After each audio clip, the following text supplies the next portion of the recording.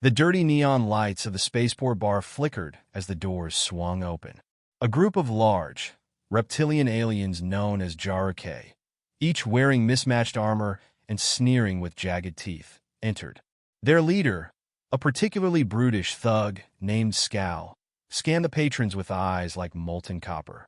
They were out for blood tonight, and the scent of weakness hung in the air.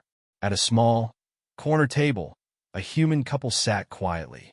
The man, broad-shouldered but hunched, wore a simple brown coat with sleeves worn thin, while his wife, with her fiery red hair, leaned against him, sipping her drink.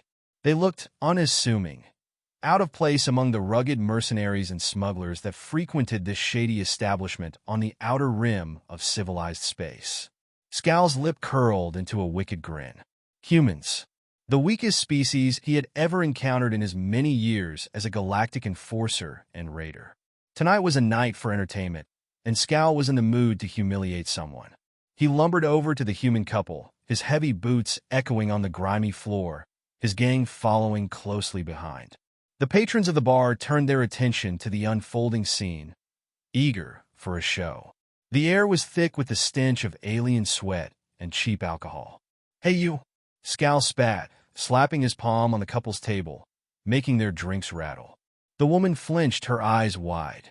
The man, however, remained perfectly still, his gaze fixed downward, as if ignoring the interruption.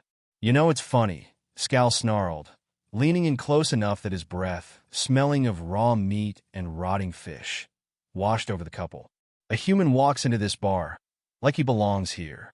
But we all know your kind are just prey in this galaxy." His gang guffawed behind him, some beating their chests, others drawing crude blades. The man's wife, trembling but trying to hold her ground, shot back, "Leave us alone. We're just passing through. We don't want any trouble." Skal's laughter boomed like a thunderclap. "Trouble? Oh, sweet thing, trouble found you." He reached out with a scaly hand, brushing her hair aside. "How about you ditch this useless human and come see what real men are like?"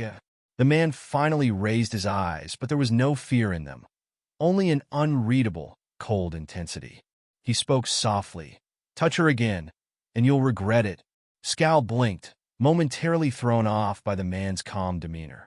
But his bravado quickly returned, bolstered by the howls of laughter from his gang. "Oh, really? And what are you going to do about it, human?" he mocked, shoving the man's shoulder.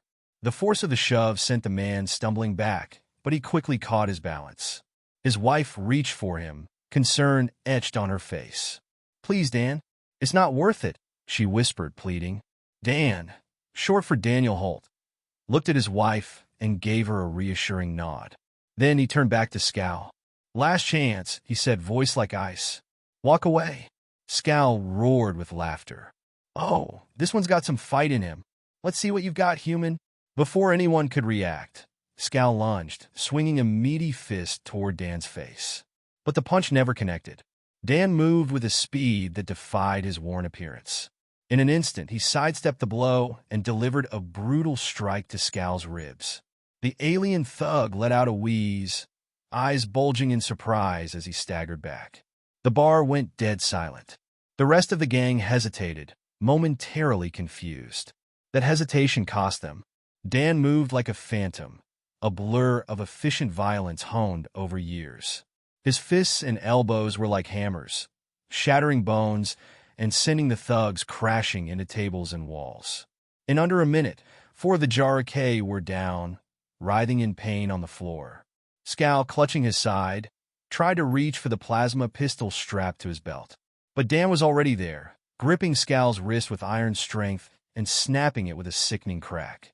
The pistol clattered to the ground. "Why you? What are you?" Skal gasped, his confidence shattered. Dan leaned in close, his voice a whisper that only Skal could hear. "I was retired, but you just had to wake me up." With that, he drove his fist into Skal's gut, lifting the alien off his feet before dropping him in a heap on the floor. The entire bar watched, stunned into silence, as the once terrifying Jaru'k gang leader lay groaning at the feet of a human. Dan turned, adjusting his coat as if nothing had happened. His wife stood, a mixture of relief and awe on her face. "Are you okay?" she asked, reaching for his hand. He nodded, squeezing her hand gently. Yeah, let's get out of here. As they made their way to the exit, a voice called out behind them. Wait!